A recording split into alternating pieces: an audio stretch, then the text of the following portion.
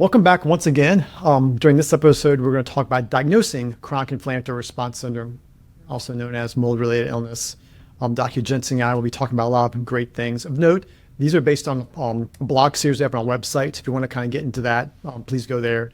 Also, if this information is helpful, please like, subscribe, follow, and share this with friends. We will be doing a Q&A session at the end of this series. So what happens with all the questions you've dropped below, we'll kind of compile those and answer them in 1 or 2 sessions, with the goal of being a great resource for people to learn about their chronic inflammatory response syndrome if they have it. So having said that, let's begin. All right, it's my turn.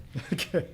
All right, so how does one's history of exposure to biotoxins play a critical role in diagnosing CIRS? I mean, there has to be exposure. I mean, by definition, there's an exposure. So this is where it gets kind of tricky, because exposure could be, I was in college for 4 years. Like one of my patients actually with UVA, he was in college for 4 years. The house he grew up for 4 years had, mold issues, didn't know, got a tick bite, and that triggered everything. So a lot of times you have to kind of go a little deeper and dig a little deeper, but there's that exposure. And sometimes it's a slow, long exposure. And sometimes it's like, hey, I went in this really super moldy place and a month in I started feeling foggy. But that's the nuance. And a lot of times I'll have patients, I'm sure you do as well, where it's like you have to dig and dig and dig. And they're like, I never lived in a moldy house. I've never had exposure. But also realizing that it's not just the water damage building. There's also these other things, breast implant illness, dental issues. So that's where the exposure gets a little deeper. If you're in the military, chemical exposure, pilots are exposed to a lot of petroleum biotoxins. Now we know, we didn't mention this before, but Gulf War syndrome is another chronic inflammatory response syndrome where people were getting exposed to tons of vaccines and then inhaling burning petroleum for a year. First responders to 9/11. So all of a sudden you have to dig a little deeper than the typical, did you grow up in a moldy building, right? Because it's not always that clear and concise. Yeah, and it's not mold as often as people once thought it was. Right? Exactly, yeah. And there's 30 biotoxins that have been described in the literature, at least at the beginning, and that number is growing, and it's going to continue to grow as we do more research on this. So we talked a little bit about the cluster analysis in that first video, which is just kind of a review of symptoms that go along with this, but there's this other screening tool called a visual contrast sensitivity test, or VCS test. Can you speak a little bit about that and what that means and how that's useful for patients and clinicians? So this is actually, it's like retooling of an old test that's been around for decades. Yeah.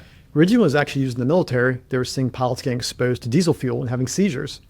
And so they were like, well, what's going on? They actually use this test as a way to measure blood flow to the brain, because you can actually look right through your eyeball and see the little arteries in the back of your retina.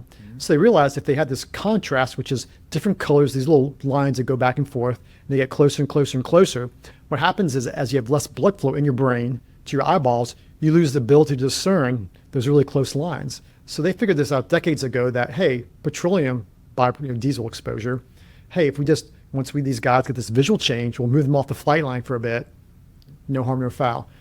Fast forward decades later, we actually realize now that it's also with other biotoxins, including water damaged buildings. So the VCS test is literally a test to look inside your brain, to look at the blood flow to the finest, most sensitive arteries in your body, which are in your retina, vis-a-vis the ability to contrast these lines.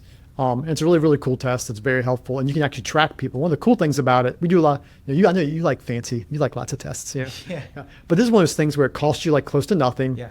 And it's the best marker, minus the C4A and all these other fancy ones, for an acute biotoxin exposure. Right. So once you know someone's on track, it's like, cool, you passed your VCS, great. You went to your buddy's house, you feel cruddy, the VCS test positive. Yeah, it's portable. It's for me how I give some patients ownership moving forward, because a lot of the times the journey itself is difficult, but then the question I get as they're nearing the end is, now what? Because I can't change their genes, they're always going to be genetically susceptible. How do I live the rest of my life? Well, this is a really important tool for that reason, because once it normalizes, you're a step in the right direction. But then if you're not someone who develops a TEL, like some patients, myself included, develop a TEL, if I'm in a really sick building, I know, and some patients have, like, their headaches come back, or you had a patient whose tremor came back, and the reality is that not everybody has that. You use the VCS test. If you have a baseline normal score and it plummets, you had an exposure, and then you can get on your binders if you weren't on them at baseline, or you can get to a lab and have your doctor order a C4A and some of these other markers we're going to talk about. So What about some physical exam findings that might suggest SIRS that you wouldn't otherwise see? Well, there's one thing that I've used to see for years before that I didn't quite know was a marker for neuroinflammation is a fine tremor. Some people's tremor is so fine, you have to put a little piece of paper on their hand and you'll see the paper kind of shake. Sometimes you'll see abnormalities in reflexes. One of the things I've noticed is actually part of the SIRS in my dysautonomic patients is what I call an adrenal pupil, where you'll be shining a light in their eyeball and it'll constrict down. But then it's like that's their sympathetic, so that's their parasympathetic, vasoconstriction. But then their sympathetic fight or flight's like, this is dangerous, and it goes back open. You can actually see the pupil struggle. Yeah. Is this a safe place Yeah. or is it a dangerous place? And all of a sudden, this person's neurological system they have at least a mild form of dysautonomia. There's other differences you can do between your muscles of balance when you do a physical exam. When you do a really good neurological exam, you can actually pick up on some of their core muscles with the weakness, like an imbalance in their body. You also look for a lot of other things. When I do like a neurological exam on my patients, I also look for loss of sensation, pinprick, vibration sense. Some of these people will get a fine form of neuropathy, which also is where like some of the dysautonomia stuff, which we're both into dysautonomia now. Another thing you can't escape, right? Yeah. Where one of the markers of that is actually a type of peripheral neuropathy that's unexplained. And so you can actually pick that up, which I will in physical exam on patients when I'm doing their physical exam, external exam with actually my little pokey wheel thing. Yeah, I have a couple of patients that have been diagnosed with small fiber neuropathy. Yeah. And are being treated for that, and they're all SIRS patients. Yeah. And it's just incredibly common. And these are subtle and not so subtle findings that I think a lot of people miss. And it's because most clinicians don't lay hands on patients anymore, and it's the art of the physical exam is being lost. How long does it take for you to do a physical exam on your patients? It's a while if you're doing a thorough one. Like probably at least 20 minutes. Yeah. Yeah. I mean, that's like more time than most people, even the doctor's office. Yeah. It takes us, we need at least that much, sometimes 30 minutes, depending if I'm doing a nasoline test on the person. Yeah. If they're my older patients who I think might have mold-related dementia changes, altered cognition, I'll do a smell test and some other neurological exam things. It's, half an hour sometimes. Yeah. Doing an exam. So Yeah, it takes some time. All right. What about testing? What role do lab tests play in the secondary tier of diagnosing SIRS, and which markers are most important? So I think this is where it gets a little tricky, because when you look at the cluster analysis, you should be able to, that diagnosis is about 95% of chronic inflammatory response syndrome. Then you do the VCS test, right? And that gets you up to that 98%. So without blood testing, we're already like pretty accurate with our diagnosis, plus or minus the marcons. And so it gets you over the edge. And this is where the whole research bent is, because the Shoemaker, Heyman, the guys at the top are like, hey, we need to validate this. We need to show the world this is legit, this is real. It's not just, so that's where the lab testing kind of helps pinch that. And you're doing basically 6 major labs. There's the HLA DRDQ test, which is a test for genetic susceptibility. We talked about that a little bit, yeah. Yeah, I don't do it as much as I used to, because typically my patients are positive with the other labs. And unfortunately, you don't need every biomarker to be positive to make diagnostic criteria. You need 3 of 6. Yeah. And so I've just found personally, if someone's like 2 of 6, I might go back and do it because I really feel like they have SIRS. I do it more now. I did it less because, again, It's a cost issue. Yeah, it's a cost issue, insurance-based, et cetera. But, if it's covered, I think it's important to know. And I have patients that have children, and they're like, well, I want to know the genetic risk of if what I have, so that what I potentially passed on. Absolutely. And I get that. And I think that's important. And even if it winds up, and sometimes you get these esoteric ones, like not mold susceptible, not multi, not post-Lyme, but low MSH. That's a really hard one, because that person isn't technically, they're not necessarily not antigen presenting in a dysfunctional way, but they're at baseline, their MSH is low, which makes them susceptible to marcons, and just in general, maybe they're not good at processing biotoxins, but in a unique way. So I just think it's kind of important. But what other ones? So you have C4A. C3A is not technically one, but I'll throw that in there because that can help with like Lyme stuff. Yeah. You want to look for HPA axis dysregulation. So you're looking at ADH and osmolality.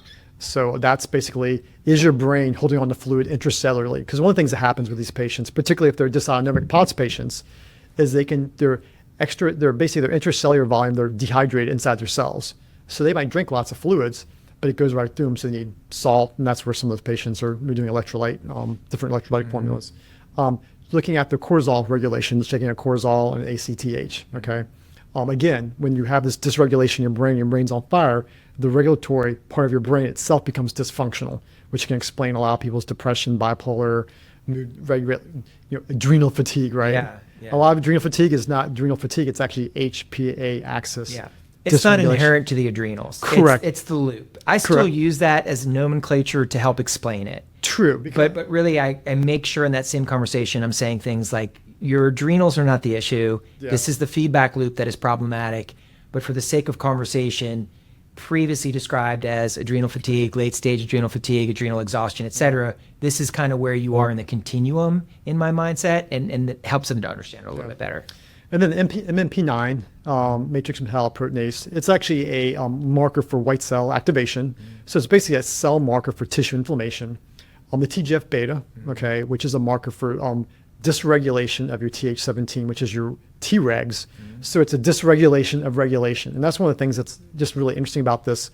It's your body is this miraculously amazing made thing that's got regulation upon regulation. And so ultimately, what happens with a chronic inflammatory response syndrome is an unraveling of the regulation of regulation of regulation. Yeah. So if you stop at the symptoms and don't go upstream a lot, like to Tregs, for example, or to the your midbrain, your HP axis, then all of a sudden, no wonder people aren't going to get treated and get better, because you have to look at these markers. And ultimately, these markers aren't looked at. They're kind of esoteric, and it took us a long time to figure out how to interpret those. Yeah.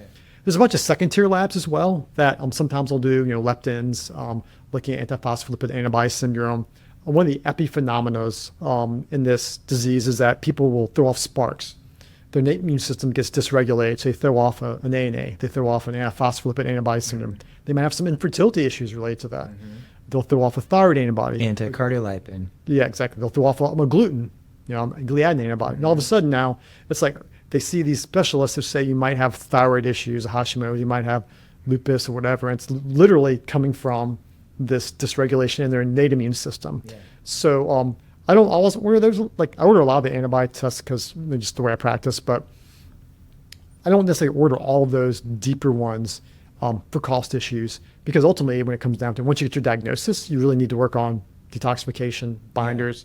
I would add VEGF, vascular endothelial growth factor, and I would add MSH, which I kind of alluded to as one of those master hormones, because MSH stands for melanocyte stimulating hormone, and part of the dysregulation that Dr. Hartman's describing is as your biotoxin bucket is filling up per se, MSH is getting suppressed. Some people have low MSH at baseline because of genetics. This is a hormone that is so important for regulation with regards to tight junctions in the gut, therefore leading to things like gut dysfunction, but also the potentiation of autoimmunity, right? Leaky gut and a trigger, but also things like pain, things like fatigue, sleep, androgen suppression, so low testosterone, and then vascular endothelial growth factor being VEGF, and that's going to be hypoperfusion if it's low. And you'll see it transiently go up first, and then it peaks, plateaus, and bottoms out. And that person at baseline is tired, and when they try to push themselves, they're wiped for a week. And that kind of all feeds into that hypometabolic, I'm tired, I have brain fog state. So you said hypometabolic and proliferative, which are very big, confusing words. Yeah. So in a layman's term, because this is key, this is like, in my mind, this is like senescent cells. This is zombie cells, which have become popular. Yeah. In my mind, that's what this is, but in a more global way. So why don't you kind of break it down? Like, what does that mean? Like this, these So this is newer data, and again, it goes back to originally this was described as chronic inflammatory response syndrome, and so everyone just kind of assumes it means one of two things: one, I'm moldy, and two, I'm inflamed all the time. And no, you're not always moldy, and not every CIRS case is a mold case, and many of them are not. Two, yes, you're inflamed, but in a different immunologic way. But what's uniform throughout CIRS patients is this core understanding of hypometabolism, where your mitochondria flip into what's called the cell danger response. And basically, and this is work that was pioneered by Dr. Navio, which is incredible, the way that he was able to describe this. But the mitochondria, the power plant of the cell, making your ATP and all the things that we learn in school, they do that, and that's incredibly important, but they go well beyond that in how they affect the body. And if anything, they do more than we can probably give them credit for, and we're still peeling back the layers of the onion for that. And the mitochondria in the setting of CIRS flip into this cell danger response, where they actually get stuck into a hypometabolic state, where you're essentially the way I described it is the mitochondria kind of cowering in the corner, preserving resources, not producing energy, not cloning out, which is called mitochondrial biogenesis, and therefore the system itself is kind of suffering. It's like taking the volume of your favorite song, listening to it at the volume you want, and turning it all the way down where you can barely hear it, and that's what's happening in your body.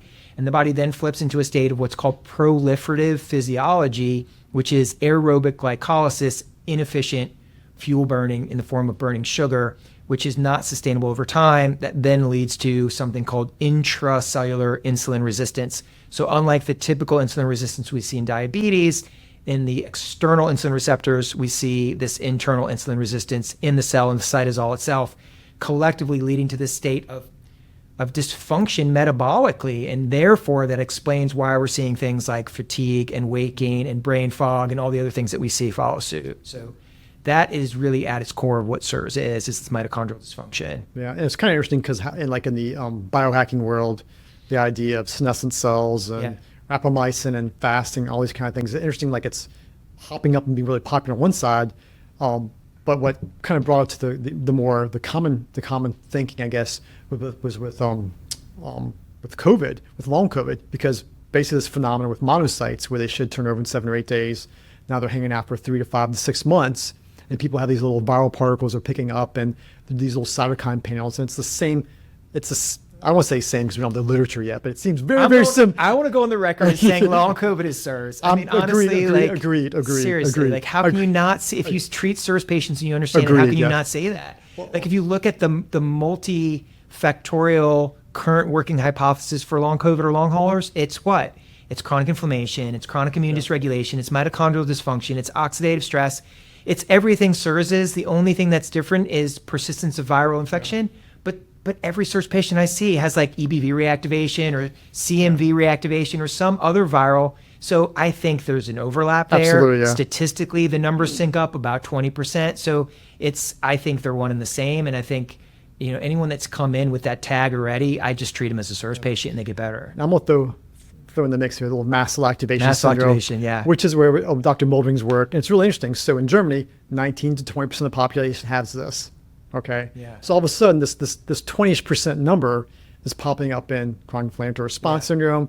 It's popping up in the mold world. It just seems more than a coincidence. Yeah.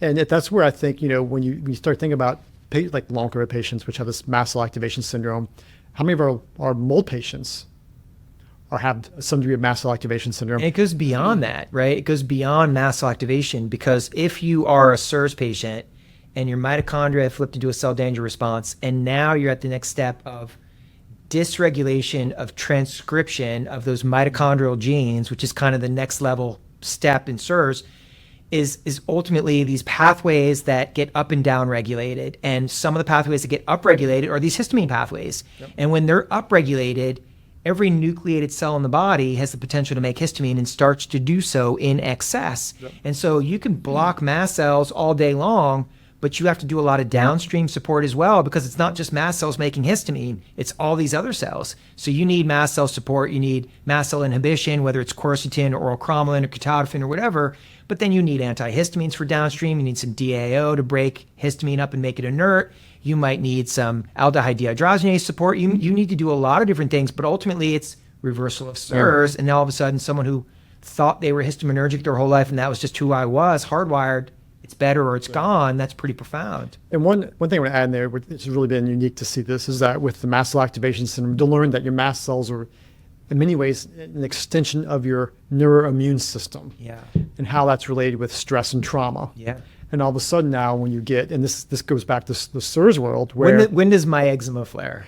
When you're stressed. When you're stressed, yes. Dr. Jenski, yes, it does, right. Man, come on. And all of a sudden now we've learned from actually the genomic testing, the gene testing through Heyman and Shoemaker, that there in this proliferative stuff you talked about, there's actually a gene expression for a post-traumatic stress disorder, gene activation in your brain related to the mold. And all of a sudden now we see how mast cell activation through its neuroimmune connection can now be a part of CIRS. And all of a sudden, and then one of the things really interesting that mast cells, when they leave your bone marrow, they don't leave fully differentiated. They actually go to the tissue that they eventually live in and take on the phenotype or the type, the the appearance of those tissues. And if they go to inflamed tissues, they take on that inflamed phenotype. So when you start treating some of the mast cell stuff and do some of the things you mentioned, you have to realize that these cells have to die off. And the next cells come around and repopulate that area, and they'll be a little less inflamed. You have to wait for them to die off. And so all of a sudden, now, if you flare every 2 months, every 3 months, it's going to be really hard to get that type, that expression of those mast cells that are taking on the expression of wherever they're going to calm down when you flare so much. And so all of a sudden, the mind-body stuff, trauma, brain retraining, and avoiding triggers becomes super critical. And that's where I feel like with the diagnosis aspect, it's difficult because so many people get triggered so many different ways. What are your thoughts about that as far as like the whole triggering phenomena and how it interacts with not just the stress trauma part, the gut part, the mast cell part? What are some of your thoughts about that? About how mast cells are triggered? Well, but how this plays with diagnosis, because this section we're talking about diagnosing CIRS, right? We went off a little off tangent because we like to do that. But how does it come back to like your patient who like either responds, starts and stops responding, gets better and gets worse? You know, how does this actually for you, like, for me, it's like, okay, I think this person's a CIRS patient, but I'm kind of complicated by, you know, part of the diagnosis is, do they respond to therapy, right? That's part of the traditional protocol is you get someone, you remove them from the environment, you treat them, you give them binders, and they're supposed to get better, re-expose them, they get worse, right? That's part of the traditional way this started out. But it's kind of complicated by all It's these not other- linear. So I mean, I would agree with that. I think that ultimately the ongoing source of triggers is multifactorial, is the easiest way to say it. And for one, you want to identify the obvious trigger, which is the biotoxicity. But there are triggers that they're not even aware of, so it's hard for you to be aware of those, and that requires a lot of detective work along the way. But all interwoven within this is that limbic dysfunction that you alluded to, and how that affects each individual patient is different. I mean, this goes back to whether they had childhood trauma or adult trauma, or CIRS at its core, in my opinion, leads to limbic dysfunction and trauma. I mean, I don't know a CIRS patient that doesn't have some degree of limbic dysfunction. And when we talk about the limbic system, we're talking about this kind of midbrain, this primordial reptilian brain, the hippocampus, the amygdala, the hypothalamus. And the hippocampus is memory, and the hypothalamus is the relay sensory center for all of these endocrine loops that we're alluding to, like the stress loop and others, including thyroid and sex hormones. And then the amygdala is mood. And if this individual is hardwired into a sympathetic fight, flight, freeze situation, then they're not going to get all the way better. They're going to be the impetus to having that improvement in their clinical state. And so a lot of times, either concurrently or prior to, or you pause what you're doing to work on the limbic retraining, then you can start to move in the right direction. But I see it triggering things like dysautonomia. I see it triggering things like mast cell activation. I see it triggering things like ongoing SIBO and gut dysfunction because of its effects on vagal tone, which affects migratory motor complex, which leads to things like SIBO, which is predominantly gram-negative, which means lipopolysaccharide, which is also an endotoxin, which spikes your C4A, and now you think my house is moldy, and it just becomes this vicious loop. So you always have to kind of go back. You always have to see the lay of the land, and there's something that's kind of pervasive throughout, which is that limbic dysfunction and the triggering stuff. I think because of this complexity, one of the things that helps us take care of patients is having relationship over time. Because this is something you don't fix in 3 visits or 4 visits. You have to know the patient, you get communication with them, you see them through the hard times. Sometimes this is a multi-year process. It's not just, the 3 visits and I'm fixed. I love it when I see those patients. They're few and far between. So rare. So. I mean, I have a patient I've been working with for years. She's a CIRS patient, and she's done incredibly well, but then she hit a wall, and we couldn't get past that wall. And it turns out that it's her car. We finally had her take it to a detailer. They pulled out the upholstery. It was full of mold. All the while, fixed her house, did this, did that, got most of the way there. We just couldn't figure it out until finally you kind of go backwards and you start asking these environmental questions again. And she was just like, what about my car? My car smells a little musty. What about your car? We should get that checked. Now, with the car, how did the water damage happen in the car? Roof. Roof was leaking. Sunroof leaking. Sunroofs. Sometimes it's other reasons, but that's probably the 3rd or 4th that I've had of that. And their home was fine, and it was their car. And it's like, it's ubiquitous. Biotoxins are everywhere, and that's not meant to scare anybody or make them agoraphobic. The reality is that this is a very treatable, manageable condition. The goal is to identify your current ongoing massive biotoxin burden. We're not looking for biotoxin free, that is unrealistic. No one's going to live in a sterile environment. This is minimal. This is what can the system handle as I get it balanced and better, and ramp up and teach this individual how to detoxify in a better way, despite their genetics. Genetic predisposition is just that, predisposition. But if you can control the environmental input, epigenetics, then you're able to better push that patient in a positive direction and teach them how to own it along the way, which is the most important thing. One thing I want to add in right there as well, just a little pearl for that. You mentioned the sunroof. One of the more common places where people's car will get issues with it is actually the discharge from the AC will get blocked up. Yeah. And the AC will just back up and just dump the water inside the car. Obviously flooding, if your car is flooded. And sometimes this happened, 10 years ago, there's the floods down in Louisiana and stuff. People's cars were flooded and they were resold back on the market used, and people got exposed to them. Yeah. So sometimes, your detective work is not just your home. Yeah. It's also the car you drive in, the workplace you're at.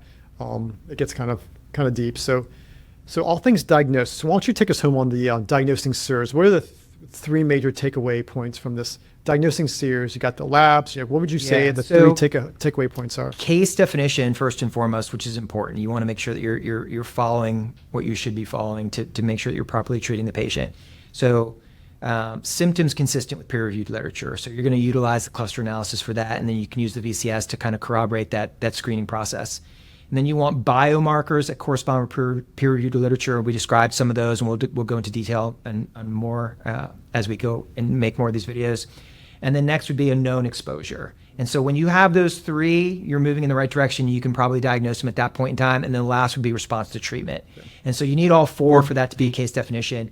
And the reality is that if you have the genetic predisposition, a known exposure, and a positive cluster analysis, you're a CIRS patient. Yeah. And at that point in time, everything else is whipped cream. I mean, it's just giving you more data, but you need to start treating that patient by decreasing inflammation, priming the pump so that you can detoxify successfully, diagnosing and treating MARCONs, remediating the exposures, and moving towards the end stage treatment, which is VIP. Cool. Excellent. Yeah. Well, hopefully that was helpful to everybody on diagnosing CIRS. So I'm super excited for our next talk. We're going to talk about the biotoxin pathway and a little bit more. Yeah, I know. Lovely, right? So if you enjoyed this, you learned something from this, please, if you have questions, put them below.